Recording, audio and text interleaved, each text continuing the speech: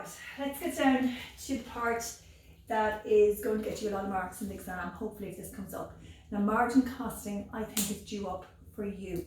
Okay, product costing, margin costing, kind of swap years. Product costing, let me think, yeah, it should be due up this year, so it depends on what comes up in the paper or if we have a leaving cert. Now, they, in the exam, if you get this part wrong, it's going to have a ripple effect on everything because all the parts in the question are based on what we're going to do now. So what we're going to do in the next 2 classes, I'm just going to concentrate on getting you to get this part right. I'm going to forget about the rest of the question completely and just make sure we get these right.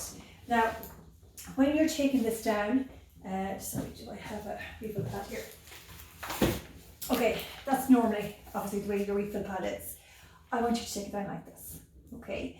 Because when you're going to take this down, right, say what you're going to do there, this bit here that you're going to take down, I want it to take up about maybe half your page, because when we go to do questions, say parts C and D, we're going to add C in here and D in here, okay? So you're going to flip your page, right? You're going to take down your margin costing statement for me. What I have on the board, I'm going to go through with you now. I want you to try keep it to half this page because I need this column here for part C or D in the future and part maybe E. 2 parts are going to be done here on this. I might need to fit in 3 parts. So try keep this as tight as you can, but just remember you're working landscape, not like this, okay? Right, so there's a few things I want you to be careful of. This column here, remember, is going to be my revenue. And this column is per unit, but remember I said to you before that we're going to stop this column here and then we just work with the revenue from here, okay? First thing that you're going to do in your exam, I want you to write down here how many units this represents. So this is 75,000 units. Okay, so if I want to get something in per unit, I need to divide by 75,000. So let's fill this in. Your sales were 600,000. So if I want that in per unit,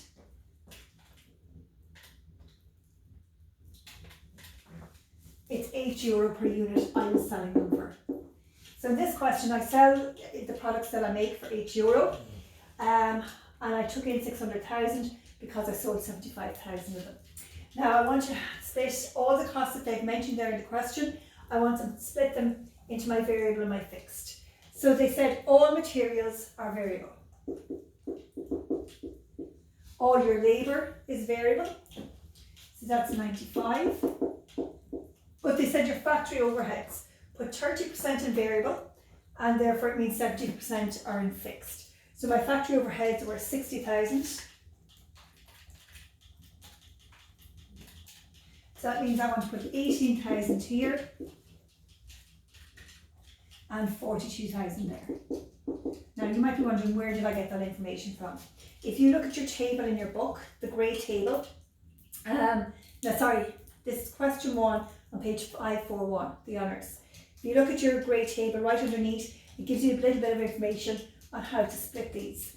And it says the materials, labour, and 30% of the factory overheads are variable. No. Okay, then it said the commission, sales commission, is 10% of your sales. So your commission is 10% of sales of this figure. So sales commission was 60,000. Okay, so let's go down here. Your admin expenses are always fixed, and your selling expenses are fixed except for the commission. Now your selling expenses were 80. I have to take the commission out, so my selling expenses are 20. Okay, so we're just going to total these up. So 135 plus 95 plus 18 plus 60, that's 308,000. And we take that away to get my contribution is 292,000. Then take away your fixed and you get your profit. Now the first thing that I want you to do here is I want you to check that that figure is the same figure as the profit that they gave you. And if I look in my question 1, they said the profit is 208 and I'm saying the profit is still 208. I'm just laying out my information differently. Now, what I want you to do here is, I want to fill up the rest of this. Now, if it was the fixed variable cost with 308, and that was for 75,000 units, how much are the variable costs for 1 unit? So that would be 308, got too many there, sorry, 308 divided by 75,000. So my variable costs, now you can get decimal places with this, so be careful, are €4.11. I've just rounded up there. Okay, so my variable costs are €4.11, which means my contribution per unit is $3.89. Okay, so that is your contribution per unit. Now, the other thing that I want you to do here, and always do this in the exam, I want you to split this in, I want you to keep the commission separate, and I want you to get the other variable costs in their own. Now, your commission is 10% of the selling price. 10% of the selling price is 80 cents. So that's your commission, which means the rest of the variable costs are $3.31. Now, you obviously won't understand how you're doing that yet, but that is going to become important when we go on to do the other parts of the question. So again, just in case you don't understand where did I get these figures from, the 308, to get it per unit, I have to divide it by the number of units. So I get €4.11. With this €4.11, I want to take out the commission separate, okay? I want to break it down into the part without the commission and the commission.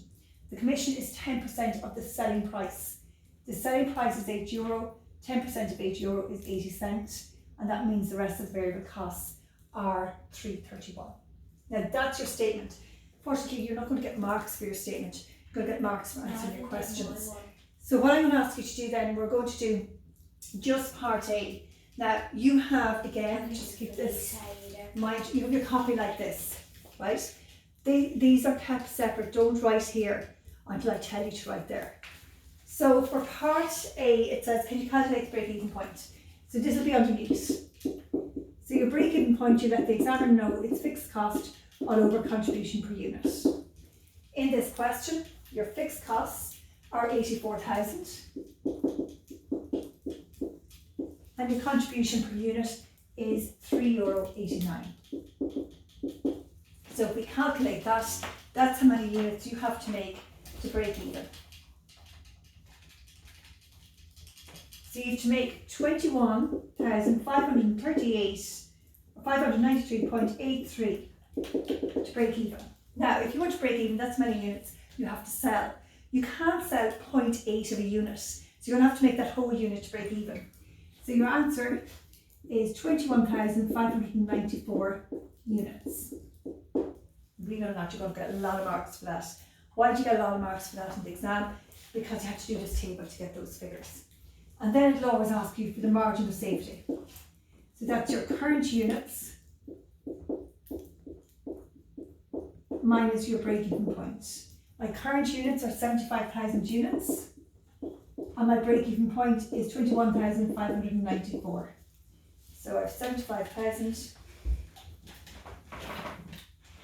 53,406 are my units. Okay. Now, what I want you to do for the next, I want you to try this for 2 questions. So I'm going to ask you, can you do this for question 2, and can you do it for question 3? Now, all you're going to do is, I want you to do the marginal costing statement, I want you to calculate the break-even point and the margin of safety. Make sure, again, you tilt your copy because you want it this way, because we're going to be filling in the sides there in the next few parts, okay?